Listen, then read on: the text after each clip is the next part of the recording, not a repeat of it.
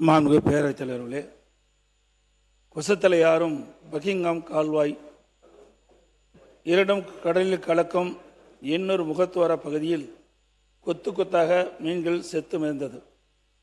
இப்பகுதியில் உள்ள நெட்டுக்குப்பம், தாளக்குப்பம், எண்ணூர் குப்பம், காட்டுக்குப்பம் உள்ளிட்ட கிராமத்தைச் சேர்ந்த மீனவர்கள் கட்டுமரங்கள் மற்றும் லட்சக்கணக்கான மீன்கள் இக்கடற்பகுதியில் செத்து மிதப்பதால் இப்பகுதியில் வசித்து வரும் மீனவர்களின் வாழ்வாதாரம் கடுமையாக பாதிக்கப்பட்டுள்ளது. மேலும் இப்பகுதியில் உள்ள தொழிற்சாலை கழிவுகள் கொசத்தலை ஆற்றில் கலப்பதால் நீர் அடிக்கடி மஞ்சள் நிறமாக மாறுவதாகவும் மீனவர்கள் கூறப்படுகிறார்கள். இதுகுறித்து மாசு கட்டுப்பாட்டு வாரியத்தின் அதிகாரிகள் முறையாக ஆய்வு மேற்கொள்ள வேண்டும் என்று மீனவர்கள் தெரிவிக்கின்றனர்.